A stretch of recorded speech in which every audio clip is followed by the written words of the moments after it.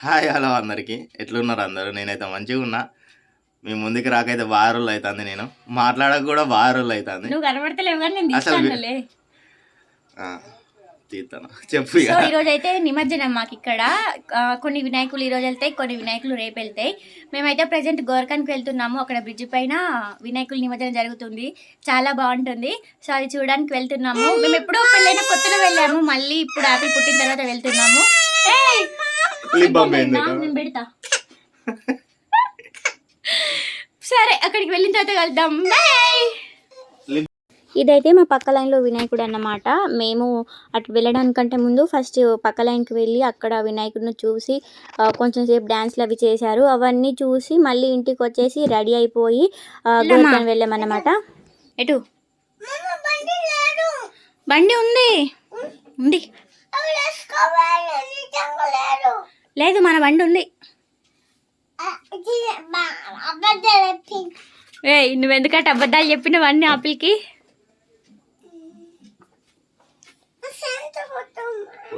కొట్టిండు సెంటు. మూతి కొడతా. లిప్ బామ్ నువ్వు ఎన్ని సార్లు కొడతావు లిప్ బామ్ మరి?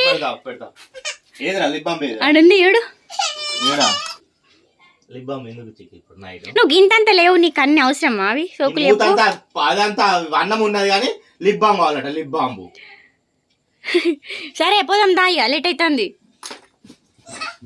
ఎటు పోయింది? అయ్యో కోతి. చికెన్ టీ షర్ట్ వేరే వేసుకోవచ్చు. చిక్కి మంచిగా లేదు అది. ఫంకీ ఫంకీ అను, పప్పకి తెలియదు. ఫంకీ ఫంకీ అను. సో ఇప్పుడైతే గోర్ఖన్ స్టార్ట్ అయిపోయాము. ఎంత రష్ ఉందంటే అమ్ము, ఒక జాతరలాగా అనిపించింది నాకైతే. ఎవ్రీ ఇయర్ ఇలాగే ఉంటుందంట. పీరీల పండగకి, దసరాకి అండ్ ఈ వినాయక చవితికి ఇలాగే ఉంటుందంట. బట్ నేను ఎప్పుడు చూడలేదు. పెళ్ళైన కొత్తలో వెళ్ళాం కానీ అప్పుడైతే గంగా బ్రిడ్జ్ దగ్గరికి వెళ్ళాము. ఇక్కడికి రాలేదు. నేను ఇప్పుడు ఈ గోర్ఖన్ రావడానికి కూడా మెయిన్ రీజన్, అంతకుముందు ఒక వీడియోలో చెప్పాను కదా, పెద్ద వినాయకుడు ఉంది కదా, సో ఆ వినాయకుడిని చూడడానికే వచ్చాను.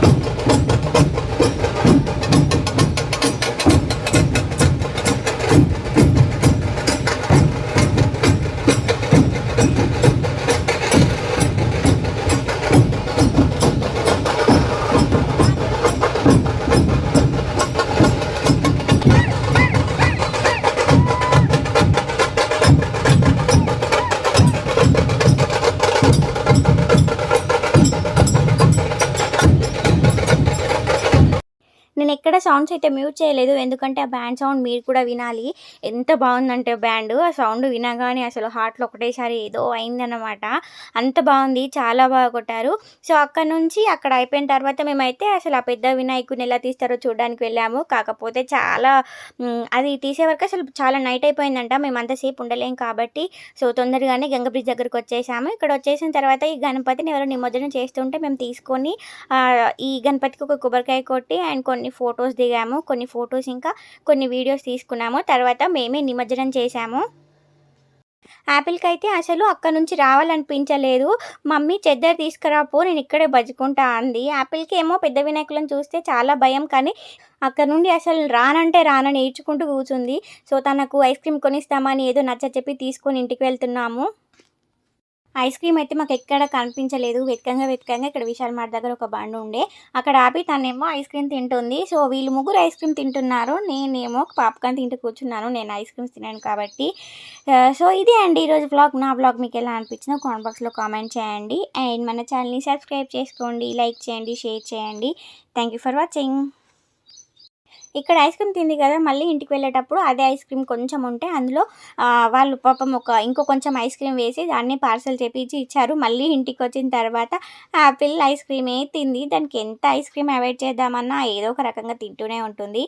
ఎక్కువ ఏం తినదు. ఎప్పుడో ఒకసారి 1 మంత్‌కి ఒకసారి అలా తింటుంది.